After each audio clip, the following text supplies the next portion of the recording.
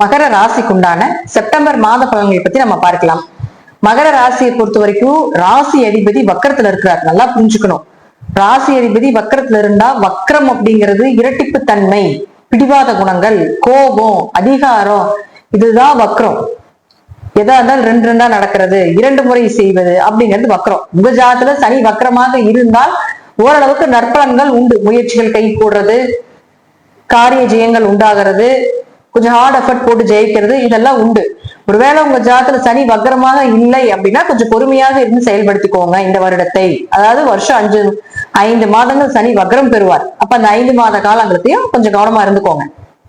அடுத்தது பாருங்க, அவரு 2ஆம் அதிபதியுமாகறத காசு பணம் கொடுக்கல் வாங்கல் இது எல்லாமே கொஞ்சம் கவனமா இருந்துக்கணும். ஜாமீன் கையெழுத்து போடாம இருக்கிறது, அடுத்தவங்களுக்கு பணம் கொடுக்கல் வாங்கல் பண்ணாம இருக்கிறது, இதுலயே கொஞ்சம் பார்த்து இருந்துக்கணும்.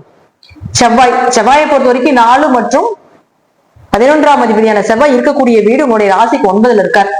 4 குறையவரும் லாபஸ்தானாதிபதி 9ல் இருக்கும் பொழுது கண்டிப்பாக ஏதாவது ஒரு பண வரவு, பொருளாதார வளர்ச்சி, அடுத்த கட்டத்துக்கு உண்டான ஒரு விஷயங்கள், வீடு மனை சொத்துக்கள் சார்ந்த விஷயங்கள் கை கூடுறது, கொஞ்சம் ஆரோக்கியம் சிறப்பா இருக்கிறது, இதெல்லாம் 13ஆம் தேதி வரைக்கும் உண்டு.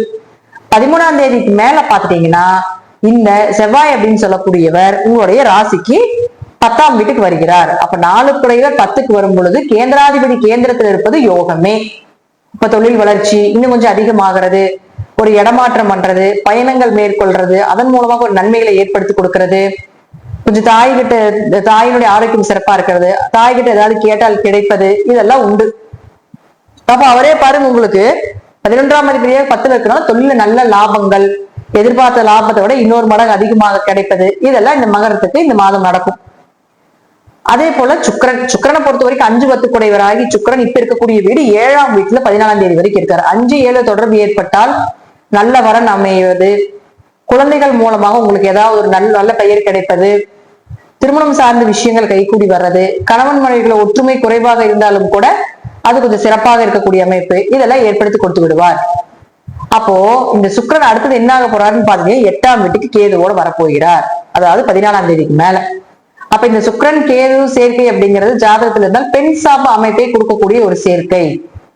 அப்ப பெண் சாப ஜாதகமாக இருந்தால் கண்டிப்பாக உங்களுக்கு கொஞ்சம் கவனமாக இருந்துக்கோங்க. ஆண்களாக இருந்தால் பெண்களிடமும், பெண்களாக இருந்தால் ஆண்களிடமும். இந்த சுக்கிரன் அப்படிங்கிறவர் 5-10 குடைவர். அப்ப தொழில கவனமா இருங்க. தொழில பெரிய இன்வெஸ்ட்மெண்ட் பண்ணாதீங்க. உங்க குழந்தைகளை கொஞ்சம் கவனமா பாத்துக்கோங்க. ஏன்னா 5 குழந்தைகள் இல்லையா, கொஞ்சம் மருத்துவ செலவுகள் செய்யறதோ அல்லது தேவையில்லாத ஏதாவது பிரச்சனைகள் குழந்தைகள் கொண்டு வந்து விடுறதோ இதெல்லாம் நடக்கும். இதுல கொஞ்சம் கவனமா இருந்துக்கணும். அடுத்தது புதனை பொறுத்த வரைக்கும் பாத்துட்டீங்கன்னா உங்களுடைய ராசிக்கு 6 மற்றும் 9ஆம் அதிபதி. அவரும் பாத்துட்டீங்கன்னா 15ஆம் தேதி கேது கூட தான் இருக்காரு. புதன் கேது சேர்க்கை அப்படிங்கிறது பாத்துட்டீங்கன்னா அதீத ஞானங்கள். புதன் கேது சேர்க்கை அப்படிங்கிறது படிப்பு தடையை கொடுத்தாலும் படிப்புக்கு மீறின ஞானம், சித்த மருத்துவம், கை மருத்துவம், குறி சொல்றது, சாமி ஆடுறது, இது எல்லாமே இந்த புதன் கேது தான். அப்ப இந்த புதன் கேது சேர்க்கை ஒரு ஜாதகத்துல இருக்கு அப்படின்னா அவர்களுக்கு பிரபஞ்சம் எப்பொழுதுமே விஷயத்த சொல்லிக்கிட்டே இருக்கும்.